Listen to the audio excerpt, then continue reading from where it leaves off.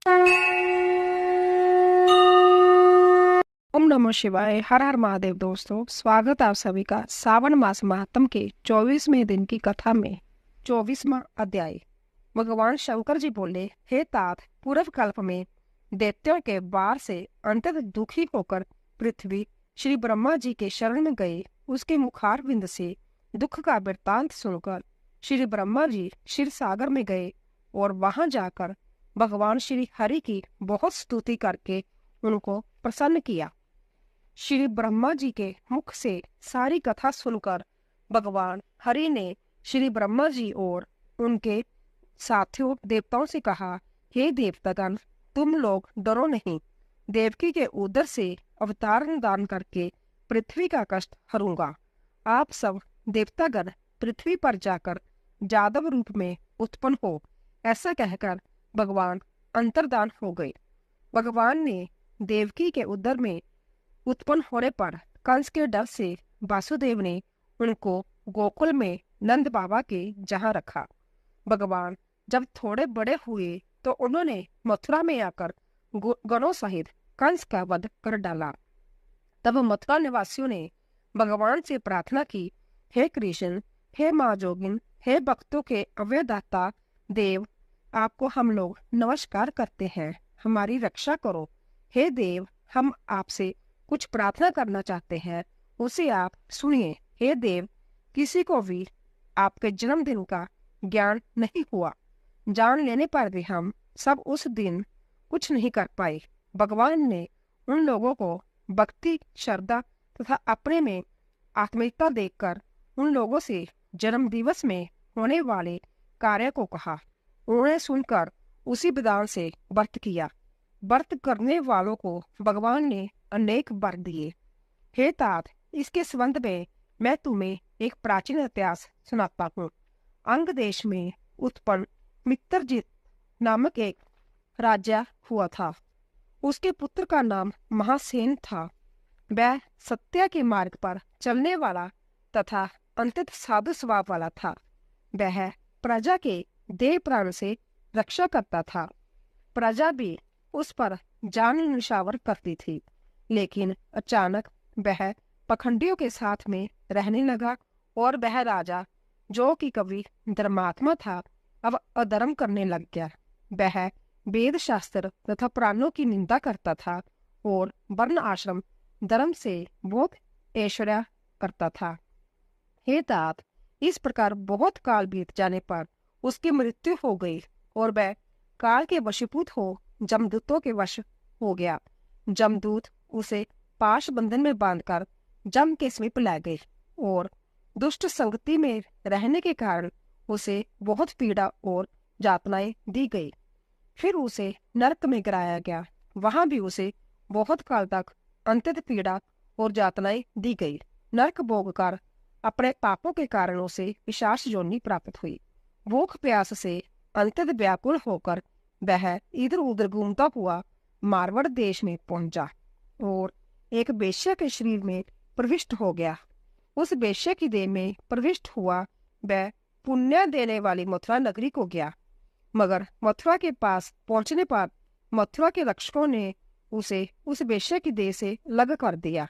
वहां पर वह वनों में तथा ऋषियों के आश्रमों में घूमता हुआ देवलोक से जन्माष्टमी के दिन ऋषियों तथा द्विजों द्वारा की जाने वाली महापूजा में सम्मिलित होकर रात भर जागता रहा। उसने वहां हरि कथा सुनी, जिसके प्रभाव से वह उसी क्षण ही निष्पाप, पवित्र और स्वच्छ चित्त होकर प्रेत शरीर को छोड़कर विमान द्वारा विष्णु लोक में पहुंच गया। जमदूतों से त्वक्त होकर वह दिव्य भोग संबित हो गया। इस व्रत के प्रभाव से वह मोक्ष को प्राप्त हुआ। तप्तदर्शियों ने इस व्रत को सविधि करने के लिए कहा है। यह व्रत सब इच्छाओं को पूर्ण करने वाला है। इसके करने से मनुष्य को सब अविष्ट प्राप्त हो जाते हैं। जो इस तरह जन्माष्टमी का व्रत करता है, उसकी सभी कामनाएं पूर्ण हो जाती है।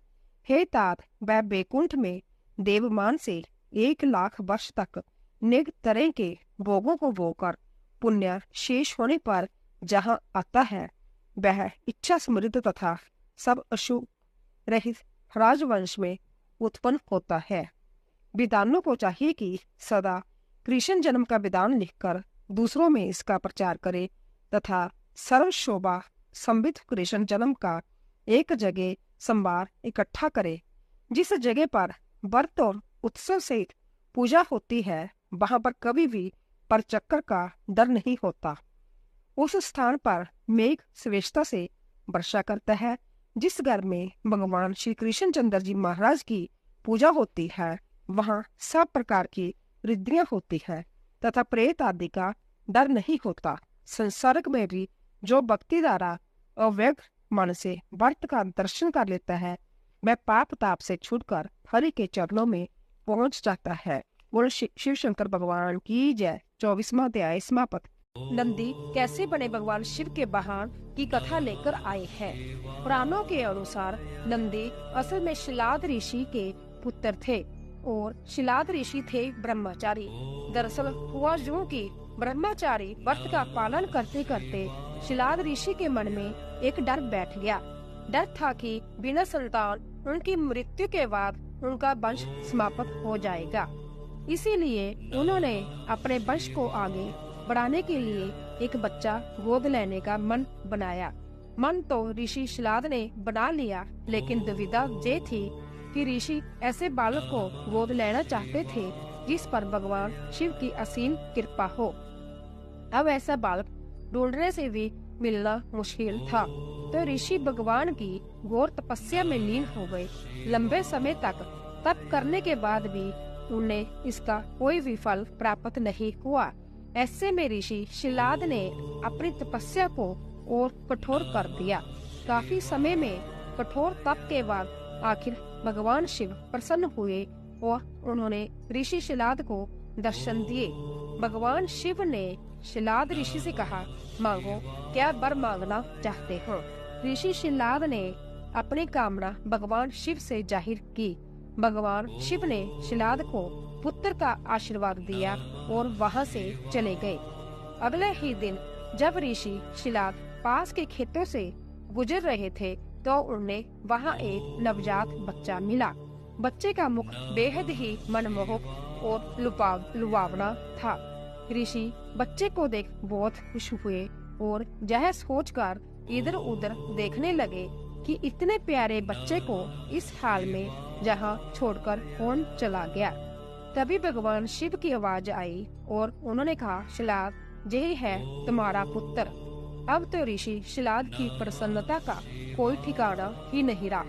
वह उसे अपने साथ अपने घर ले आए और उसका लालन पालन करने लगे। देखते देखते नंदी बड़ा हो गया। एक दिन ऋषि शिलाद के घर 2 सन्यासी आए।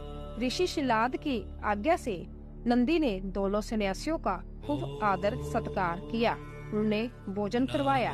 ऋषि शिलाद के घर मिले इस सेवा भाव से दोनों सन्यासी अधिक प्रसन्न हुए। उन्होंने ऋषि शिलाद को दीर्घ आयु का आशीर्वाद दिया, लेकिन नंदी जिसने उनकी इतनी मन से सेवा की थी उसके लिए एक शब्द भी नहीं कहा। सन्यासियों द्वारा ऐसा किए जाने पर ऋषि शिलाद को आश्चर्य हुआ।